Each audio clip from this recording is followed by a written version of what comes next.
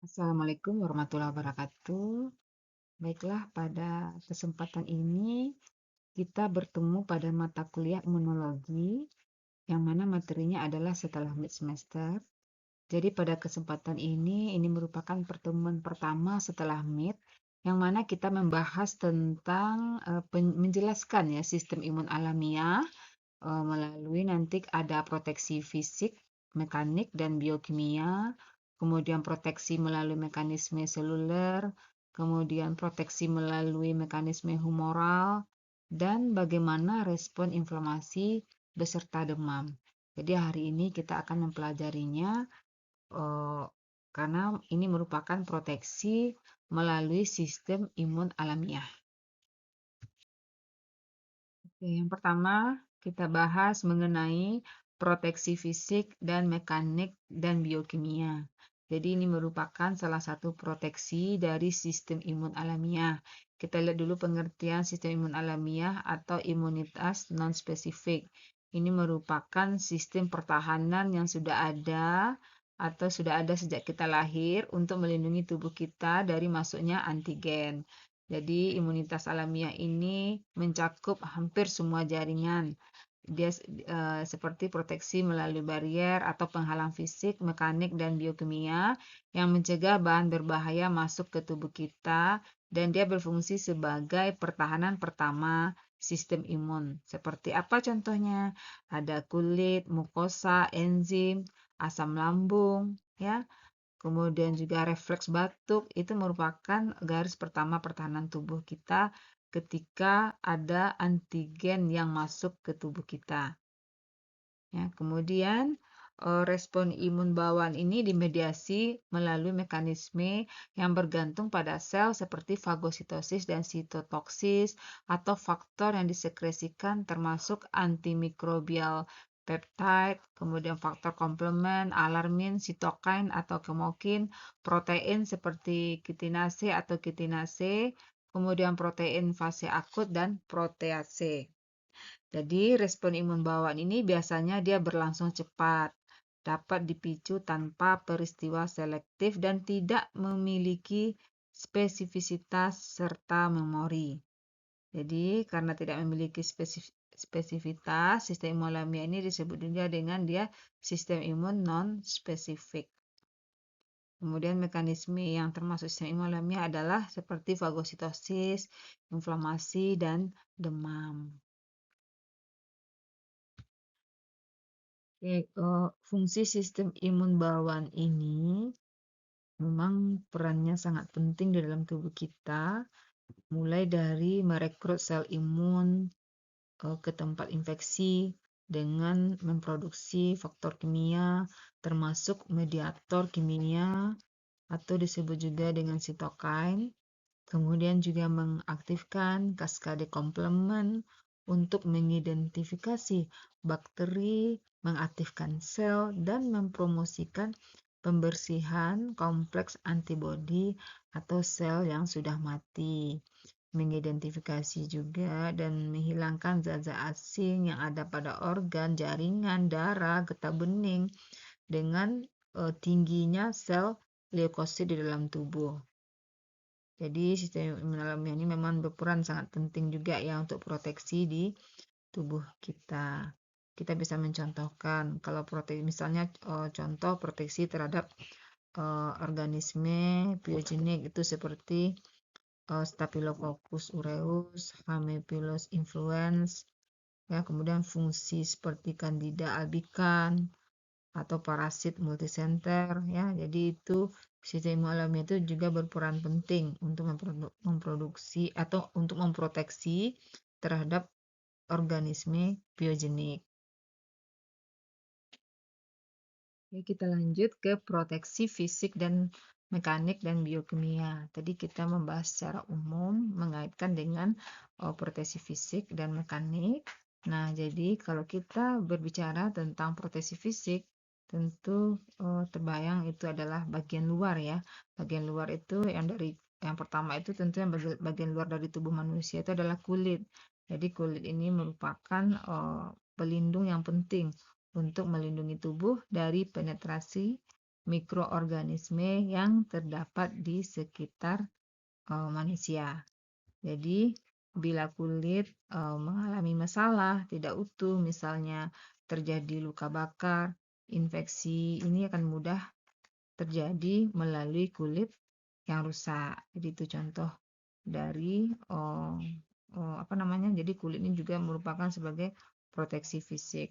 Karena di samping itu juga pH asam dari keringat ya atau ada dan sikrit sebasea, kemudian asam asam lemak kulit, keringat, ludah air mata dan ASI juga dia bersifat antimikrobial. Jadi kebanyakan infeksi itu terjadi melalui permukaan nasofaring, saluran gastrointestinal, saluran respirasi, dan saluran urogenital. Jadi sejumlah pertahanan yang bersifat fisik dan biokimia itu melindungi daerah tersebut dari banyaknya infeksi. Sebagai contoh, sekret mukosa secara kontinu itu akan membersihkan mukosa. Atau contohnya silia akan membantu mengeluarkan bahan asing. Asam lambung, enzim proteolitik dan empedu pada lambung akan membunuh mikroorganisme. Enzim lisosim yang disekresi secara luas mampu memecah ikatan struktur dinding bakteri. Oke. Kita lanjut yang kedua adalah proteksi melalui mekanisme seluler. Jadi bila mikroorganisme ini berhasil masuk ke dalam tubuh, akan terjadi dua mekanisme pertahanan utama, yaitu efek dari destruksi oleh enzim yang bersifat bakterisid dan mekanisme fagositosis oleh sel-sel fagosit. Jadi mikroorganisme yang berhasil mencapai tempat di mana proses inflamasi akan terjadi dan dikenali oleh sel-sel fagosit melalui reseptor pada permukaan selnya. Nah, reseptor tersebut dapat mengenali bermacam-macam mikroorganisme secara non-spesifik.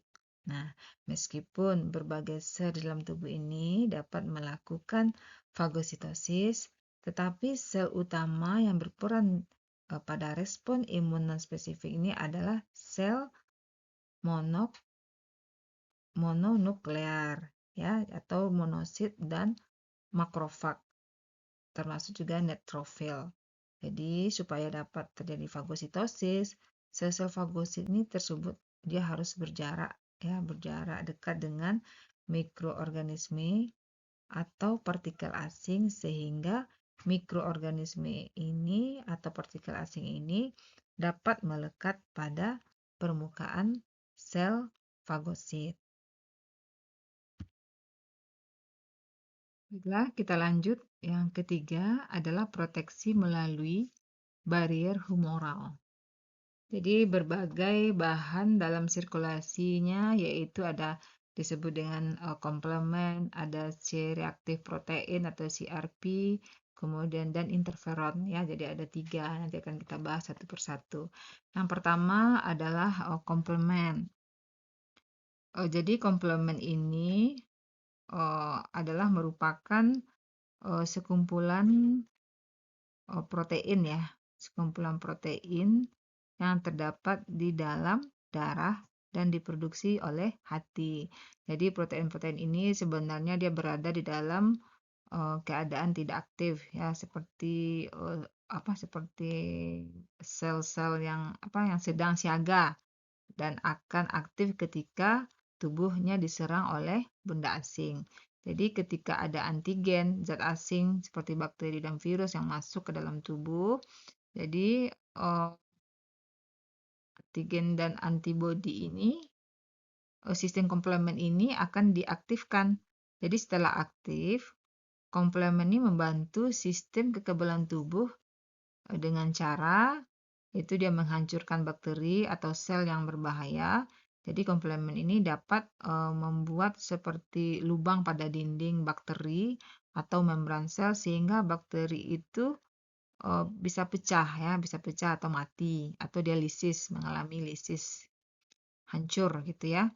Kemudian dia juga bisa meningkatkan proses peradangan atau inflamasi. Jadi komplement ini menghasilkan zat-zat yang disukai oleh sel-sel imun ya, seperti neutrofil dan makrofag. Jadi dia itu akan mendekat ke lokasi infeksi. Jadi akibatnya daerah yang terinfeksi ini menjadi ada merah, bengkak, hangat, dan nyeri sebagai bagian dari respon peradangan. Makanya dia terjadi inflamasi.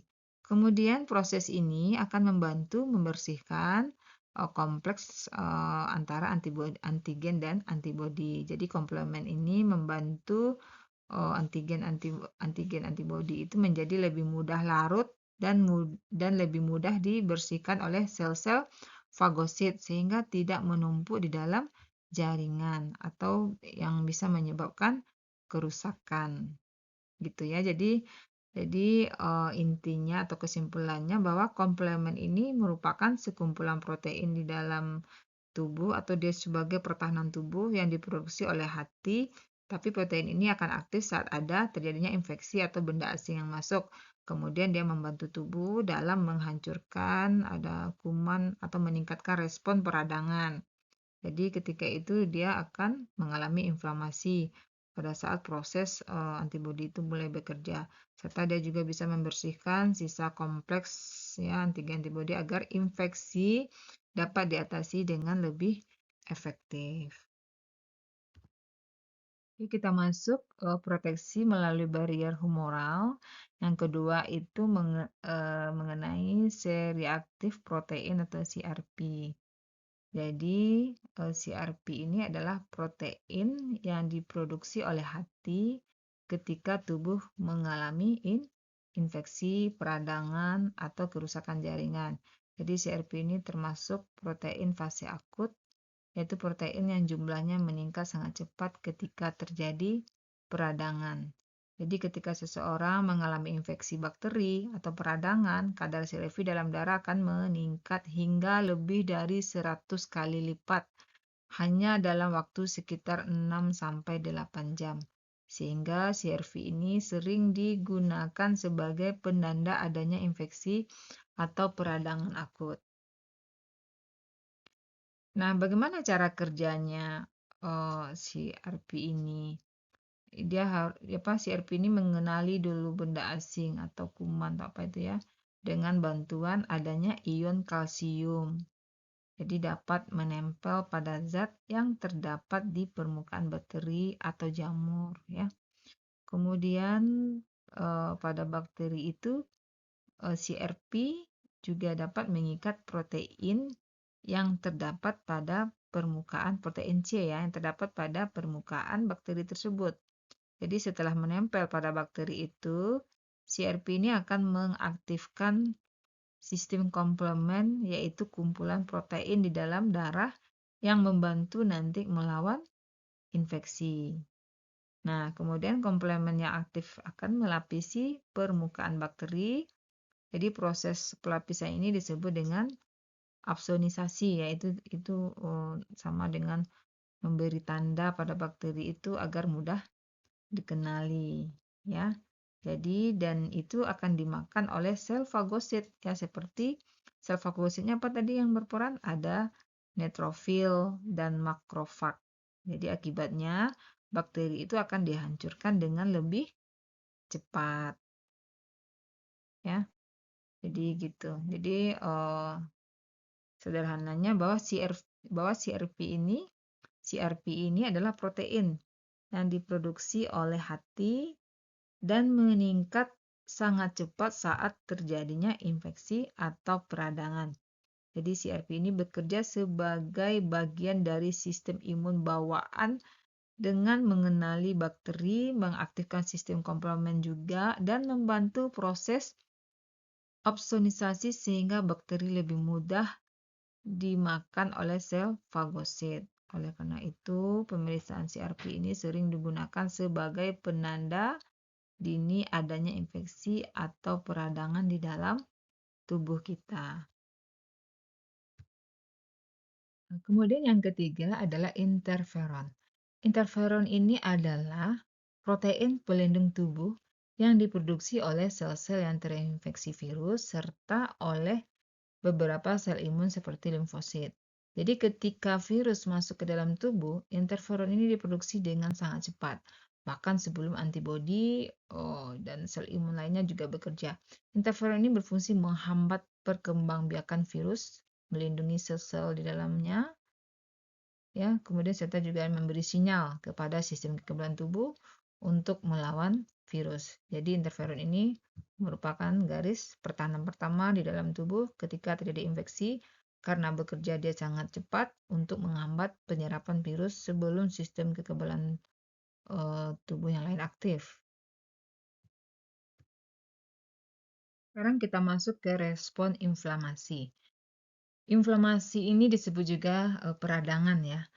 Dia adalah respon alami tubuh untuk melindungi diri ketika terjadi infeksi atau ada cedera atau kerusakan jaringan akibat adanya mikroba, racun atau zat berbahaya lainnya. Jadi saat terjadi kerusakan, tubuh akan mengirimkan sel-sel imun, cairan darah, dan juga berbagai protein ke lokasi yang terluka untuk melawan penyebab kerusakan. Ya, misalnya tadi itu ada bakteri atau virus, membersihkan sel atau jaringan rusak, memulai proses penyembuhan jaringan. Jadi proses inflamasi ini terjadi pada jaringan yang memiliki pembuluh darah. Jadi karena melalui pembuluh darah, sel imun dan protein itu dapat mencapai daerah yang mengalami kerusakan. Kemudian juga jaringan seperti ada kolagen, elastis, dan protein matriks ekstraseluler juga membantu memperbaiki jaringan yang rusak. Jadi, inflamasi ini mekanisme pertahanan tubuh terhadap infeksi atau cedera yang bertujuan melawan penyebab kerusakan, membersihkan jaringan yang rusak, dan mempercepat proses penyembuhan. Oke, sampai di sini dulu perkuliahan kita pada pertemuan pertama mengenai proteksi ya di dalam tubuh. Itu termasuk pada sistem imun alamiah. Jadi ini adalah materi pertemuan pertama dan kedua setelah mid semester. Nah, mohon dipahami dan dibuat kesimpulan ya dari video pembelajaran ini. Jadi minggu depan kita akan masuk ke pertemuan 3-4 ya. Jadi saya sekali pertemuan itu ada 2. Minggu depan kita masuk pertemuan 3-4. Jadi kita cuma punya 3 topik ya setelah mid. Jadi sekitar 2 minggu lagi kita bisa selesai.